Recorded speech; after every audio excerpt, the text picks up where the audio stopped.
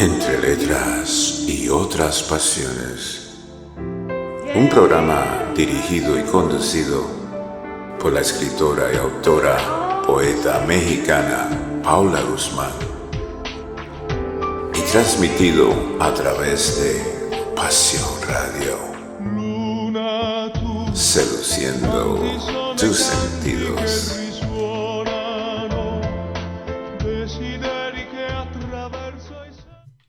Muy buenas tardes o muy buenas noches tengan todos ustedes. Sean bienvenidos a este su programa Entre Letras y Otras Pasiones. Yo soy Paula Guzmán y te mando un beso a donde quiera que te encuentres, agradeciendo el favor de tu sintonía. Es un placer para mí compartir contigo una emisión más el día de hoy. Y vamos a dedicarla a papá, sí, a nuestros papás. ¿Cuántos cuentos existen? ¿Cuántas historias hay en referencia a mamá? Pero también las hay en referencia a papá. Y este mes de junio, justamente el tercer domingo, festejamos a esta persona tan especial que nos dio la vida. Y hay muchos libros que narran a su manera historias sobre la paternidad. Hay algunas muy hermosas, entrañables, pero hay otras trágicas y crudas porque la figura paterna, tan dura, a lo largo del tiempo, a veces han tenido que actuar un papel ante la sociedad, un papel de poder, un papel que significa la rudeza para poder educar. ¿Y cuántas veces se es permitido ver a un padre frágil, un padre amoroso? Ya en estas fechas, por supuesto que sí, pero casi siempre como que se esperaba de ellos cierta actitud. Y bueno, la literatura está en todos lados. Incluso en el Día del Padre. Se dice por ahí que el primer festejo fue un 24 de agosto por allá del año de 1958. Y podemos empezar por comentar un clásico de Shakespeare. ¿Quién mejor que este autor para describir y desentramar las duras relaciones entre los imponentes progenitores y atormentados hijos? En Hamlet, cuyo título original es La tragedia de Hamlet, príncipe de Dinamarca, es su pieza más larga y una de las más influyentes de la literatura inglesa. El rey Hamlet es asesinado por su hermano Claudio y su fantasma vuelve de la muerte para pedirle a su hijo, el príncipe Hamlet, que tome venganza. Esta obra fue escrita en 1599 y por ahí terminó del 1601, y hay pocas obras literarias sobre las cuales se haya analizado tanto como esta. Otra obra puede ser Un comunista en calzoncillos, de Claudia Piñeiro. Esta se dice que es la novela más personal, íntima y entrañable de la aclamada escritora argentina. Esta obra se publicó en el 2013 y nos narra en un verano de 1976 una niña perspicaz, observadora e intuitiva que está lista para dejar atrás la infancia. La figura central y referente entonces es su papá, un hombre apuesto, cómplice y ensimismado. En esta historia personal y secreta se filtran postales de la realidad política argentina de entonces y la relación familiar y sobre todo la posición del papá. ¿Y quién no ha leído por ahí Orgullo y Prejuicio, que es tan famoso, de la escritora Jane Austen? Fíjense que ya leyéndolo con atención, este libro tiene un personaje entrañable que es el jefe de la familia, el padre de todas las mujercitas Bennet, un hombre escondido, apenas asomado entre sombras, y pese a todo, es un hombre justo y cariñoso que cuida de su clan en medio de los aciertos y tropiezos de la vida, como muchos padres lo hacen, Y bueno, esta novela, la primera vez que se publicó, y además de forma anónima, fue en 1813. Otro se llama Cerrado por Fútbol, de Eduardo Galeano. Él es un escritor uruguayo que habla del deporte, que es más que un deporte, una pasión, una excusa para la amistad, un vínculo entre padres e hijos. Y en la edición del siglo XX lleva un prólogo de un escritor llamado Ezequiel Fernández, donde reconstruye varias anécdotas, desde un chico que quiere ser jugador de fútbol, que fue de los mejores, pero solo en sueños mientras dormía. Y al despertar, apenas caminaba un par de pasos y pateaba una piedrita en la vereda. Y la pateaban bastante mal, entonces ya decía que el fútbol no era lo suyo. Pero bueno, tiene muchas anécdotas muy, muy agradables. Y quiero contarte un cuento chiquito. ¿Conoces a Jorge Bucay? Me encantan los cuentos de Jorge Bucay. Y quiero leer para ti uno llamado Este es el lugar. Hace mucho tiempo, en un pequeño pueblo de algún lugar de Oriente, vivía un señor con 4 hijos, el menor de los cuales tenía en el momento de esta historia alrededor de 30 años.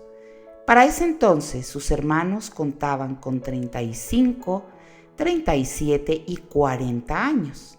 El padre tenía algo más de 60, pero como en esa época el promedio de vida rondaba los 40 años, era prácticamente un anciano y por lo tanto tenía todos los problemas propios de la senectud: su cabeza, su cuerpo, sus esfínteres, su capacidad para valerse por sí mismo.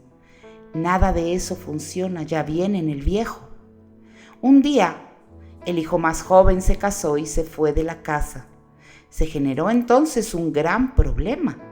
El padre se quedaría solo. La madre había muerto a raíz del último parto y los otros hermanos ya estaban casados. En consecuencia, no había nadie que pudiera hacerse cargo de ese viejo, con el agravante de que no eran épocas en las que hubiera asilos ni dinero para pagarle a alguien que se ocupara de cuidarlo. Los hijos empezaron a sentir que, pese al amor que le tenían, el padre era una complicación. No era posible que ninguno de ellos se llevara al padre a vivir a su casa para hacerse cargo de él. Así es que los hijos tenían verdaderamente un serio problema. El cuento comienza con los hijos reunidos conversando acerca de cuál será el futuro del padre. En un momento dado se les ocurre que se lo podrían turnar, pero pronto advierten que esa solución no va a ser suficiente y además que significa un gran costo para sus vidas, y entonces, casi sin darse cuenta, empiezan a pensar que lo mejor que les puede pasar es que el padre se muera. Pese al dolor que implicaba para ellos ese reconocimiento, pronto advirtieron que no podían solo esperar a que esto sucediera, porque el padre podía llegar a vivir muchos años más, sobre todo en esa situación. Pensaron también que ninguno de ellos podría soportar esa demora, y entonces misteriosamente a uno de ellos se le ocurrió que quizá lo único que habría que hacer era esperar que llegara el invierno. Quizá el invierno terminara con él, y fue así como imaginaron que si entraban en el bosque con su padre, el padre se perdía y entonces el frío y los lobos harían el resto. Lloraron por esto, pero asumieron que tendrían que hacer algo por el resto de sus vidas y decidieron. Iban a turnarse para cuidar al padre, pero solo hasta la llegada del invierno. Después de la primera nevada, que fue especialmente intensa, los 4 hermanos se reunieron en la casa y le dijeron al padre: «Ven, papá, vístete, vamos a salir». «¿Salir? ¿Con la nieve?», preguntó el padre sin comprender. Pero los hijos respondieron: Sí, vamos. El padre sabía que su cabeza no estaba funcionando bien últimamente, así que decidió acatar con sumisión lo que sus hijos le decían. Confió. Lo vistieron, casi irónicamente lo abrigaron mucho y se fueron los 5 rumbo al bosque. Una vez allí comenzaron a buscar un lugar para abandonarlo y desaparecer rápidamente. Se introdujeron en el bosque, cada vez más profundo, hasta que en un momento dado llegaron a un claro. De pronto, el padre dijo: «Es acá». «¿Qué?», preguntaron asombrados los hijos. «¿Es acá?», repitió el anciano. Supuestamente el padre no tenía la lucidez suficiente para darse cuenta de lo que estaba ocurriendo.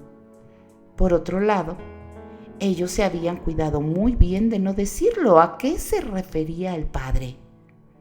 «Acá, acá. Este es el lugar», insistió. Entonces los hijos le preguntaron: «¿Qué lugar, papá? ¿Qué lugar?». Y el padre respondió: «Este es el lugar en donde hace 25 años yo abandoné a mi papá». Y aquí aplica un dicho que dice: «Como te veo, me vi, y como me ves, te verás». Todos llegamos, todos llegamos. Y es que un padre es clave en la familia y en el desarrollo de los niños. Es una figura de apoyo y seguridad que permite adquirir mayor autonomía e independencia con los hijos. Es esta fuerza que impulsa a los hijos del ejemplo. Y dentro de las constelaciones familiares, el padre ocupa un lugar diferente a la madre. Es la autoridad, es la firmeza, es la decisión, es el amparo. De la energía del padre tomamos la fuerza para lograr lo que queremos. El buen uso de nuestras capacidades, la habilidad para pedir lo que se quiere y el encubramiento profesional. Y los padres tienen un papel primordial también en la adquisición de la identidad, pues desde que todos somos muy chiquitos, son estas figuras que ayudan a configurar este mundo interno de cada uno de nosotros, y de ahí pues se determinan el modelo de vida, nos comparten sus ideales y la cultura con la que nosotros nos formamos. Y quiero compartir contigo unas palabras de la energía paterna de Eugenia Herrera, que dicen: «Cuando descubrí que podía romper con las lealtades a mi padre, agradecí que él estuviera en mi vida. Entonces aprendí a mostrarme y a sentirme orgullosa de quién soy. De pequeña me gustaba disfrutar de la compañía de mi padre. Tuve 2, ambos marcaron mi vida, a ambos amé, pero siempre sentí que estuvo ausente esa figura de mi vida. La tercera figura paterna que tuve fue mi madre, como buena guía de su manada. Ella, aunque tuviera la figura paterna, tomaba el rol de padre y madre, ya que se imponía, pues eso fue lo que ella aprendió al crecer también con esta figura ausente. Muchas veces por diferentes causas, el padre como figura en el núcleo familiar se encuentra ausente. Y actualmente en la sociedad se valora esta importante figura en la crianza de los hijos, ya que la evidencia demuestra que una presencia activa del padre impacta positivamente tanto en la salud, éxito académico, desarrollo social, emocional, así como en la identidad sexual. Y es que usualmente se habla de la importancia del vínculo afectivo entre la madre y el niño, dejando de lado el rol del papá. En un principio se pensaba que la importancia radicaba de que el padre otorgaba o facilitaba las condiciones para que se formara el vínculo entre el hijo o la hija y la madre. Pero ahora se ve que el padre es un punto clave en el desarrollo de la personalidad de los hijos, ya que junto con la madre son la base de la constitución de la familia. De manera energética se dice que de la forma en que se percibe al padre es la forma en que esta persona se muestra ante el mundo. Si el padre es excluido, el individuo no podrá mostrarse al mundo como realmente es. Como esta figura en la familia representa dirección, arraigo y sustento, Su ausencia hace que los hijos carezcan de una dirección clara en sus metas y proyectos, llenándolos de inseguridades posteriormente en la edad adulta. Cuando la relación de madre y padre se termina por la causa que sea, origina que este vínculo amoroso se fracture, viviendo en el interior del dolor y la ausencia paterna, y esto trae como consecuencia la negación del impulso primario hacia la vida y el mostrar de adulto la imagen verdadera ante el mundo. Algo importante de recordar es que el padre es el primer hombre en una niña y en los niños es la primera figura a copiar. En el caso de las niñas, la carencia paterna hace que en la adultez esta niña busque a su padre en cada hombre. En los niños pudiera llevar la inseguridad en las relaciones y a copiar el patrón de abandono, aunque ellos estén presentes. En ambos casos pudiera ocasionar dificultades en relaciones de pareja, en los hijos, en un futuro, adicciones, celos, inseguridades. Fíjense nada más. Si las relaciones de estos niños en su etapa adulta se fraccionan o rompen, este adulto posiblemente inseguro siente que muere, no se siente valorizado, siente que no es suficiente ni para sí mismo. Se enfrenta con el dilema sentimental de amor-odio y por ende siente enojo con cada pareja que pudiera tener. La carencia de padre trae inseguridad y sentimientos de soledad. Algo importante es que se crean a nivel energético lealtades inconscientes y esto se dice y se trata de sanar mucho en las constelaciones familiares. Estas lealtades inconscientes llevan a repetir patrones, sea hombre o sea mujer, mismas que hacen que una persona se mantenga dentro de su sistema familiar repitiendo la historia del papá generación tras generación. Recibe a Padre en tu corazón, siente su presencia protectora y avanza con paso firme porque no estás solo. Esta es una frase de Bert Hellinger, que es el padre de las constelaciones familiares.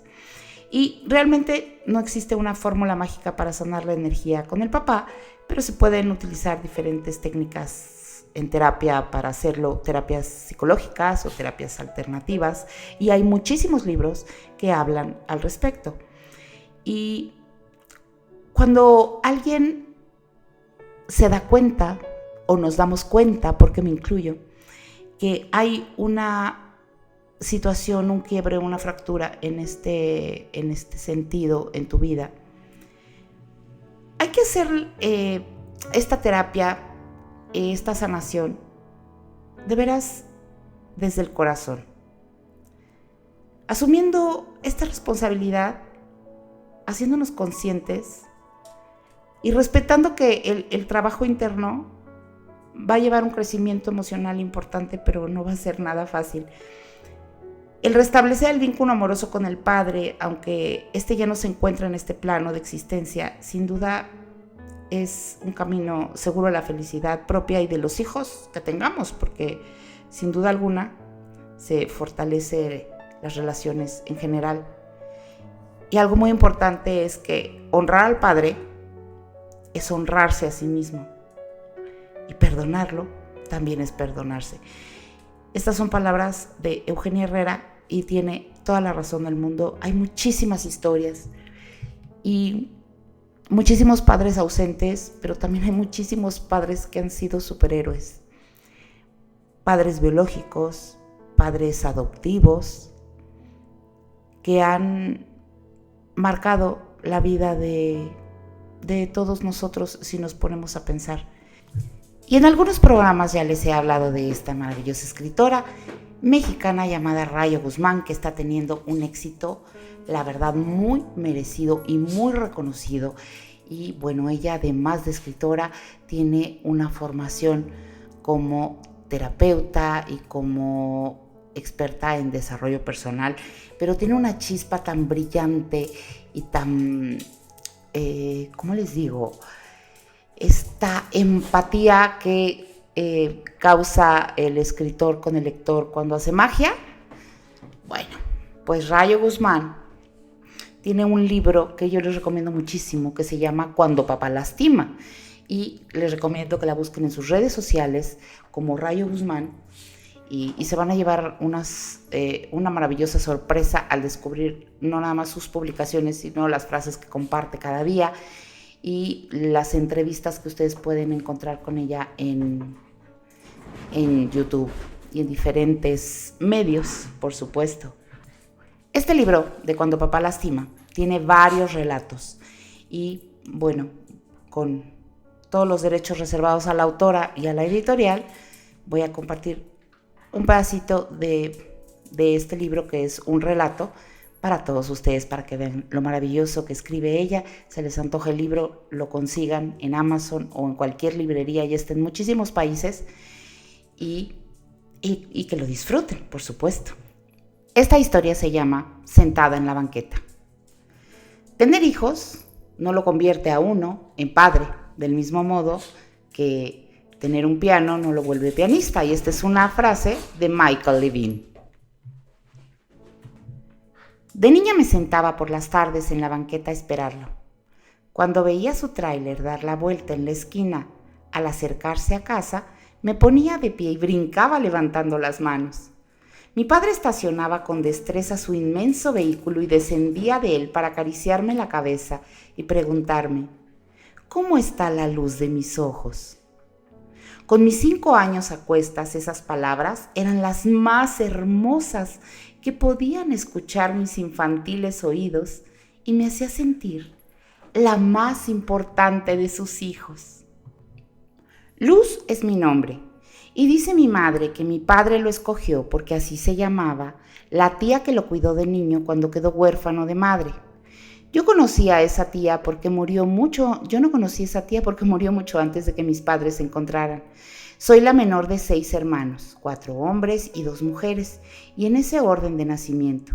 Ser la menor en una casa donde habitábamos 8 personas tenía sus ventajas porque, de alguna manera, todos me cuidaban. Mis hermanos se sentían mis protectores, sobre todo Julio, el mayor, que en aquel entonces tenía 17 años. Sin embargo, para mí, el mejor lugar del mundo eran los brazos de mi padre. Me sentaba sobre sus piernas y me mecía. Después me abrazaba fuerte y me cantaba canciones de Vicente Fernández. Cuando mi padre salía de viaje con su tráiler y pasaban varios días sin que volviera a casa, mi consuelo era escuchar en la radio la estación local de música ranchera que transmitía canciones de esas como las que a él le gustaba cantarme. No éramos ricos. Yo me daba cuenta porque vivíamos en una colonia alejada del centro de la ciudad, donde apenas estaban instalando el drenaje y el pavimento. Pero no faltaba qué comer. Todos íbamos a la escuela pública, siempre con un emparedado bajo el brazo y con algún dinerito para gastar. Mi madre se dedicaba por completo a nosotros y los domingos vendía afuera de la iglesia tamales preparados por ella. Como buena mujer de un trailero, tenía su cuarto lleno de santos, de esos que acompañan a los viajeros en sus recorridos, y nos sentaba a mi hermana Eulalia y a mí con ella por las tardes a rezar 2 o 3 misterios del rosario para que Dios trajera con bien a casa a nuestro Señor Padre. Nunca los escuchamos pelear delante de nosotros, nunca. Ellos siempre fueron cuidadosos y arreglaban sus diferencias cuando nosotros dormíamos o no estábamos en casa. O tal vez lo hacían a gritos, pero lejos del hogar. En algunas de sus salidas a solas y sin hijos, que por cierto no eran muy frecuentes. Tal vez por eso lo que pasó después fue tan doloroso para todos, por lo sorpresivo y fulminante.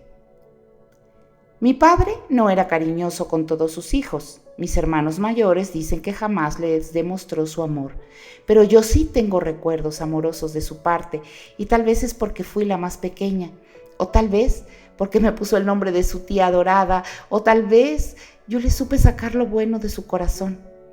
No obstante, a pesar de su frialdad o rigidez en los tratos, era un buen proveedor, y cuando estaba en casa se dedicaba a nosotros.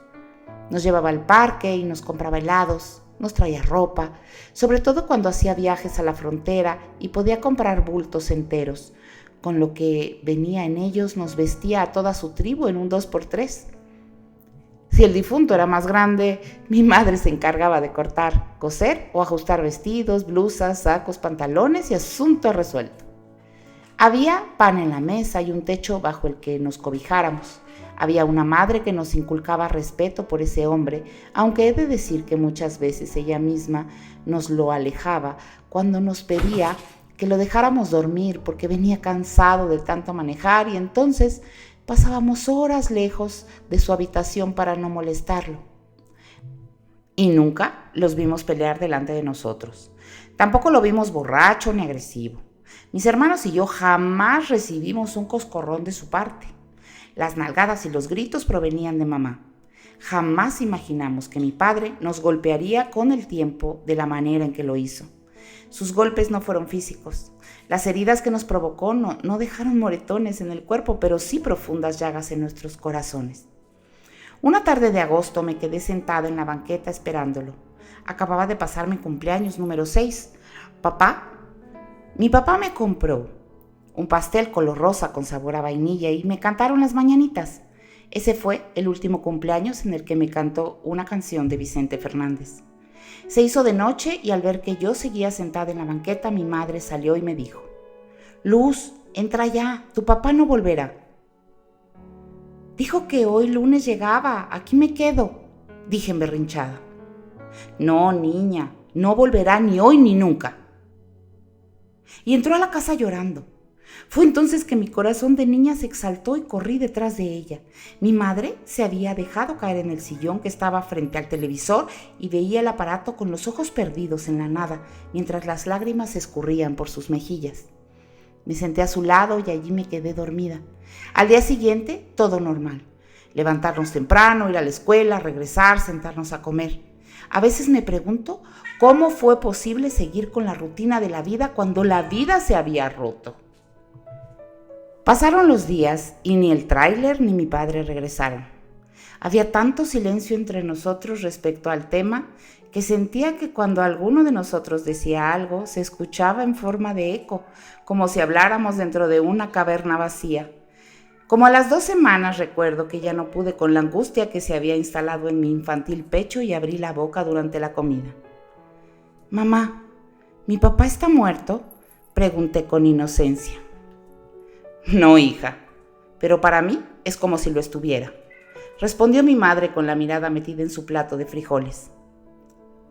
«Se fue con otra», dijo Julio, mi hermano mayor, también mirando su plato. Y yo mirando las caras de todos y todos mirando hacia sus platos. «¿Con otra qué?», pregunté con más inocencia. «Con otra mujer», volvió a responder Julio, como queriendo evitar a mi madre el dolor de la respuesta. Y así salió nuestro padre de nuestras vidas y entró la miseria a nuestra casa. Se me salió la luz de mis ojos. Dicen que mi mirada ávida y despierta se volvió entristecida. Se metió a nuestra vida el hambre, la enfermedad, la soledad y a mí un vacío en el corazón tan inmenso que solo puede ser provocado por la ausencia del amor de ese a quien creíste tu héroe. En mi alma de niña de 6 años eso es incomprensible y además increíble.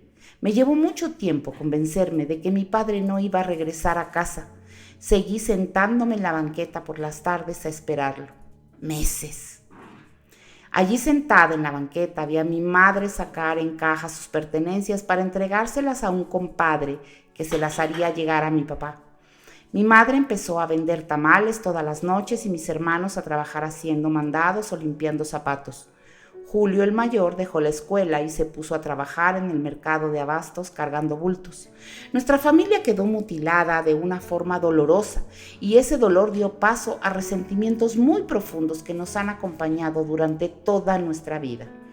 Mi padre Raimundo, ese que un día me dejó sentada en la banqueta, nació en un rancho de 100 habitantes al oeste del estado de Jalisco. De andar rápido y erguido, alto para el hombre promedio de la región, acostumbrado a cantar rancheras y a conducir casi de niño. Hijo de trailero, en trailero se convirtió y se casó con Juventina, mi madre, a la edad de 22 años. Ella recién cumplidos los 18, un par de jóvenes educados para formar familia y tener retoños, sin aspiraciones complicadas, gente sencilla y de ascendencia humilde, sus familias conocidas y del mismo rumbo. Se asentaron en Guadalajara a los 2 años de casados y con Julio de primogénito en brazos. Después llegarían Juventino, Melquiades, Fabricio, Eulalia y por último yo, la luz de los ojos de mi padre. Quedó huérfano de madre muy chico, lo crió una hermana de su padre, la famosa tía Luz, y se hizo vago desde los 12 años, que salió a manejar con el abuelo y mostró tanta habilidad que a esa temprana edad logró dominar el portentoso vehículo de doble caja. Solo sabía hacer sumas y restas y apenas juntar las letras para leer el periódico, pero nadie le ganaba sentado al volante. Se hizo de fama en el gremio y trabajó duro para hacerse de su propia unidad con ayuda de un crédito. Dicen que no supo de otros cariños que los de la tía Luz, que mi abuelo era duro y mandón. Cuentan los que lo conocieron en aquellos años que se hizo coqueto y cantador, aunque jamás bebedor, pero sí adicto al café y a la aspirina. Le gustaba levantar muchachas en la carretera y a más de una le pagó el aventón con besos y algo más. Cuentan, dicen, eso es lo que he recolectado a lo largo de los años de boca de conocidos y parientes. Los retazos de su historia los he tenido que coleccionar poco a poco y a veces con miedo, porque asomarse al pasado da temor, aunque ayuda a comprender mucho de lo que sucede en nuestras vidas. Raimundo fue un hombre reservado con sus cosas, eso me ha quedado claro, pues ni a Melchor, su compadre y mejor amigo, le llegó a contar secretos que con el paso de los años salieron a flote. Melchor fue quien se enteró por azar de que tenía otra mujer, otra familia y otros hijos. Fue a él a quien le dijo que estaba muy enamorado y que había decidido abandonar a Juventina e irse a vivir con Susana. Y sorprendió a Melchor, a Juventina y a todos, sobre todo a mí, que seguía sentada en la banqueta esperándolo sin saber que tenía 2 medios hermanos, uno que solo me llevaba un par de meses y que cumplía años en junio, cuando yo los cumplía en agosto. Susana era de Puebla y la conoció en una cafetería al pie de la autopista en donde ella trabajaba de mesera. Ahora que soy mayor, pudiera decir que tal vez fue un flechazo o eso que llaman amor a primera vista, y eso lo puedo comprender, pero lo que me ha costado entender es la manera tan cobarde de su abandono. ¿Qué pasaba por la mente de don Raimundo cuando se fue sin decirnos adiós? ¿Acaso se le olvidó de súbito que la luz de sus ojos lo esperaba sentada en la banqueta? Cuando fui creciendo y me di cuenta de la magnitud de su conducta, pasé noches enteras preguntándome cómo fue capaz de irse sin decirme nada, cómo se olvidó de mí como quien olvida un saco sobre el respaldo de una silla en un restaurante y le da pereza volver a recogerlo. Lloré noches completas su ausencia y hasta hoy en día, cada vez que veo pasar un tráiler, no puedo evitar pensar que aunque sea involuntariamente, podría ser papá. Mi hermano Julio tomó su lugar y ayudó a mi madre varios años a mantener económicamente a la familia. Mi hermano Melquiades se enfermó de leucemia y murió a los 17 años, 2 años después de que mi padre se hubiera ido. Había tanta pobreza, dolor y desolación entre nosotros que a veces pienso que mi hermano se dejó morir y se fue rápido para no hacer más denso nuestro sufrimiento. Todos creíamos que don Raimundo se aparecería en el día de su entierro, pero no fue así. Solo hizo llegar con su compadre Melchor un sobre con unos cuantos billetes que mi madre recibió en contra de su dignidad, pero obligada por la miseria.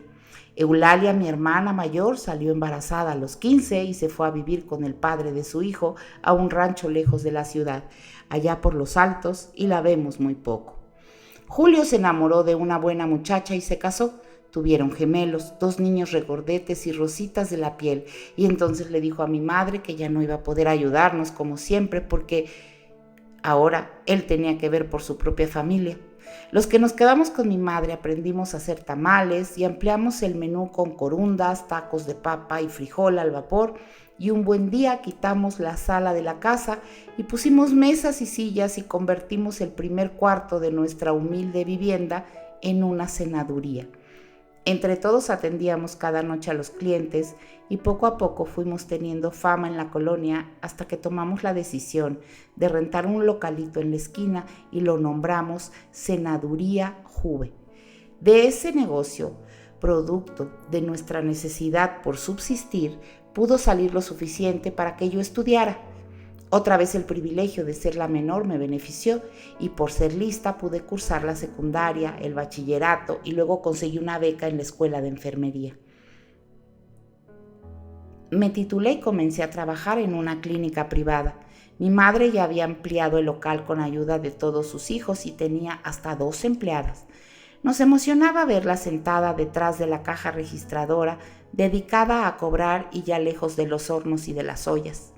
Envejecida de su piel y arrugada de su corazón, al que clausuró por siempre para el amor de otro hombre. Juventino se casó y se quedó a vivir con nosotros. Con sus 2 hijos se convirtieron en la alegría de la casa y en la adoración de la abuela. Fabricio se fue a Estados Unidos, invitado por un primo lejano, y allá se hizo de una novia norteamericana. Le va bien y hasta el día de hoy no deja de mandar dólares para lo que puedan servirnos. Cada uno a su manera dirigió la ausencia de don Raimundo, nuestro padre. Julio, por ejemplo, lo mató y jamás volvió a mencionar su nombre. Cuando alguien le preguntaba por su padre, les respondía que estaba en el panteón enterrado. Los demás fuimos menos duros con el recuerdo de nuestro progenitor. No lo dimos por muerto, pero tampoco por vivo.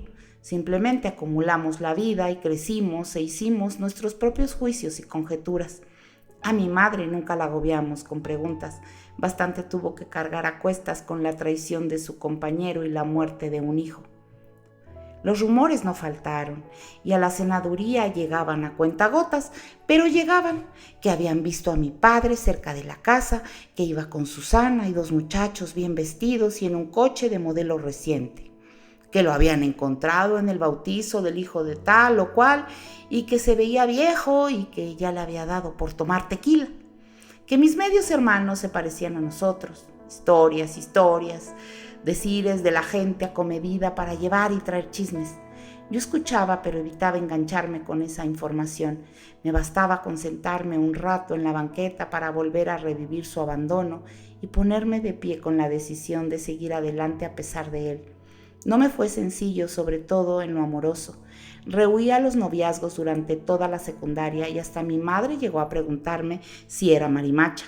No era que no me atrajeran los hombres, lo que no me atraía era la idea de enamorarme de un hombre para que después me abandonara. Mi hermana Eulalia se hizo adicta a las pastillas para dormir y creo que su adicción es producto de ese mismo miedo a ser abandonada por su esposo, al que vigila en exceso y con quien pelea por todo. Aunque la veo muy poco, es evidente que su vida emocional no es saludable. Hasta el día de hoy consume medicamentos para los nervios y sigue en un matrimonio inestable. Yo tuve mi primer novio a los 20 y lo conocí en el hospital en el que entré a hacer prácticas cuando comencé a estudiar enfermería. Se llamaba Joel y era un muchacho decente que trabajaba en el departamento de contabilidad. Sin embargo, una vez llegó 1 hora tarde a una cita y lo mandé a volar. Así de poca tolerancia a esperar, padecí por mucho tiempo. Me hacía recordar esa banqueta y ese abandono que he descrito, hasta que cumplí los 24 y después de 2 años de terapia con un psicólogo y de horas charlando con un sacerdote, pude comenzar a comprender a don Raimundo, mi padre, y lo hice por mí, por liberar mi espíritu de semejante peso. No se puede vivir bien con el alma cargada de rencor y de tristeza. Se tiene que regalar uno mismo la paz que brinda comprender y perdonar a quien comete algo equivocado, aunque cuando se trata de un padre es un proceso doloroso y a veces lento. En el consultorio de mi psicólogo conocí a Francisco, mi esposo. Llegó a entregar unas cajas con documentos porque trabajaba en una empresa de paquetería y nos pusimos a platicar. No recuerdo si del clima o si me preguntó la hora. Lo que sí recuerdo es que su sonrisa sincera y mi nueva disposición de abrir mi corazón se conjugaron y me esperó en la puerta del edificio para acompañarme a mi casa. Desde esa tarde no nos hemos separado. Llevamos juntos 7 años y tenemos 2 hermosos hijos varones, José Francisco de 3 y Benjamín de 1. Y así va la vida, con sus mareas altas, sus olas que revuelcan a uno de vez en cuando y sus mareas bajas. mi madre en la colonia con su senaduría y su caja registradora, mis hermanos en sus vidas y yo en la propia. Y como siempre, cuando uno ya no hace preguntas porque cree conocer todas las respuestas, la vida te sorprende y te vuelve a ofrecer una lección. Me tocó el turno vespertino en la clínica y llegué esa tarde directo a urgencias porque me dijeron que acababa de llegar un accidentado. Entré a la sala y tomé la tablilla del expediente y antes de leer el nombre ahí descrito, corrí la cortina para descubrir en la camilla un rostro familiar. Leí la tablilla, Raimundo Montes. Ahí estaba mi padre, víctima de un accidente automovilístico, con el rostro ensangrentado, hematomas en el rostro y en las 2 piernas deshechas, traumatismo craneal severo, fracturas y dolor en todo el cuerpo. No pude atenderlo, me paralicé en ese instante y entonces entró el médico de guardia a dar instrucciones de traslado. Tuve que pedirle a una compañera que me supliera porque no me sentía bien. Cuando salí de la sala de urgencias y recorrí el pasillo, pude por fin conocer a la tal Susana. Supe que era ella porque se dirigió a la camilla donde llevaban a mi padre rumbo al quirófano. Lloraba desconsolada. Mis medios hermanos no tardaron en presentarse. Y yo ahí, detrás del mostrador de enfermeras, observándolo todo, con un temblor de manos y piernas que no podía controlar con nada. Mis compañeras de trabajo se dieron cuenta y me recomendaron irme a casa. Tampoco pude hacer eso. Algo me sucedió que no quería estar ahí, pero tampoco irme. Quería saber cómo estaba mi padre, estar enterada de su estado clínico y sentí miedo de que se muriera. Sí, así de ilógico, de irónico, de extraño, pero así fue. ¿Sería la sangre o sería el recuerdo? Pero cuando supe que había salido de la operación a la que fue sometido, sentí el impulso de ir a verlo y lo hice. Era medianoche y una pequeña luz de luna se colaba por la ventana de la reducida habitación. Por la puerta se coló la luz de sus ojos y ahí, sabiendo que él seguía inconsciente, de pie al lado de su cama le dije: «Papá, soy Luz, tu hija». Al escuchar tal declaración, Susana, quien dormitaba sentada en la penumbra del sillón junto a la cama, encendió la lámpara y me dijo: «Así que tú eres la famosa Luz, a la que tanto ha extrañado tu padre, la que cada que veía a una niña sentada en una banqueta le sacaba el llanto por los ojos». Lo demás se dio porque así estaba escrito. Susana y yo salimos de la habitación y nos sentamos en la cafetería del hospital a charlar durante más de 3 horas. Tu padre nunca volvió a buscarlos porque tu madre se lo impidió siempre. Nunca le perdonó que hubiese formado otra familia conmigo. Y te he de decir que cuando yo me enamoré de tu padre no sabía que era casado y cuando lo supe ya estaba embarazada y más enamorada que nunca. Yo estaba dispuesta a ser siempre la otra. Nunca le exigí a tu padre que los dejara, pero tu madre no le dio otra opción que alejarse de sus vidas. Si un pecado ha cometido tu padre, Luz, ha sido ser cobarde, porque muchas veces le dije: «Ve y búscalos, son tus hijos, y mis hijos son sus hermanos». Pero él me decía que ya había dejado pasar mucho tiempo, que le daba vergüenza aparecerse así como si nada, y entonces, Luz, se nos pasó la vida. Así de simple y de complicado, así de incomprensible y de doloroso. Incomprensible y doloroso. Por eso comprender ayuda, libera y aligera el peso de un corazón con huellas de abandono. La noche siguiente murió mi padre. Se fue de este mundo con todos sus errores y defectos, con todos sus temores y debilidades. Me tocó estar presente, como enfermera y como hija. Nunca recobró la conciencia, pero a mí me gustaría imaginar que sí se dio cuenta de que yo estuve presente en esa habitación y que sintió que con mi mano bajé sus párpados para cerrar sus ojos por última vez mientras le decía al oído: «Papá, espérame en la banqueta hasta que yo llegue». Y así quiero imaginar que será, que el día que me toque reunirme con él voy a poder llegar hasta él y que me estará esperando para abrazarme, sentarme sobre sus piernas y cantarme, que me dará las gracias por esperarlo en la banqueta con ilusión, que todo eso que le dijo a Susana me lo dirá a mí de frente, me contará cómo lloró por mí noches enteras recordando a la luz de sus ojos y esperándolo en la banqueta. porque me gusta y me hace bien pensar bien de mi padre, porque ya me hice mucho daño pensando mal de quien hizo lo que hizo porque no supo hacer otra cosa. De todos mis hermanos, solamente Fabricio me acompañó al funeral. A mi madre no le pedí explicaciones porque ya a mi edad debo aprender a comprender a los dos y dejarles su universo de pareja intacto y concentrarme en mi corazón de hija. Eso es sano para mí, me hace mucho bien y le hace bien a mis hijos, a quien les quiero heredar memorias saludables. Sigo sentándome en la banqueta por las tardes cuando puedo, y si veo un tráiler pasar, elevo mi mirada al firmamento y lanzo besos al infinito, porque haciendo esto es como he podido recuperar la luz de mis ojos.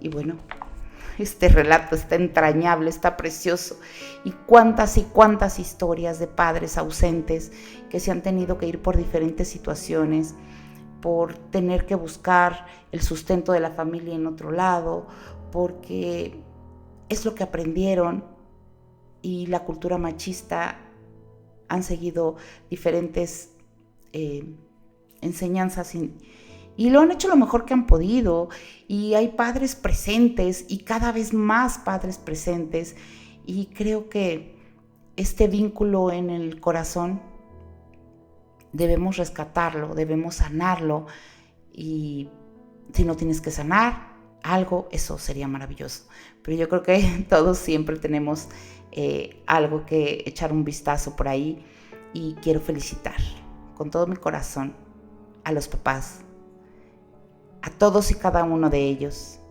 Gracias por darnos la vida, gracias por ser esa figura, ese superhéroe, ese motivo de admiración, esa fuerza.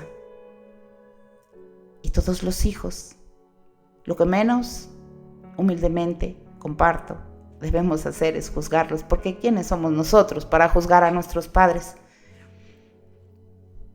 Les mando un abrazo a cada uno de los papás y espero que se la pasen muy lindo y llenos de amor y de sonrisas el Día del Padre.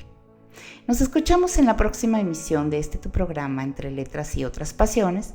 Te invito a que me sigas en mis redes sociales como Paula Guzmán Autor, y que sigas también a las redes sociales de Radio Pasión US en Facebook, Instagram, TikTok, y por supuesto que te suscribas al canal de YouTube de Radio Pasión US, porque ahí están mis programas y los programas de mis compañeros que están espectaculares, porque aquí en Radio Pasión tenemos una programación muy variada para ti, desde entretenimiento como desarrollo personal, espiritualidad, música, cultura, cocina y mucho más solo para ti. Nos escuchamos en la próxima emisión. Hasta pronto.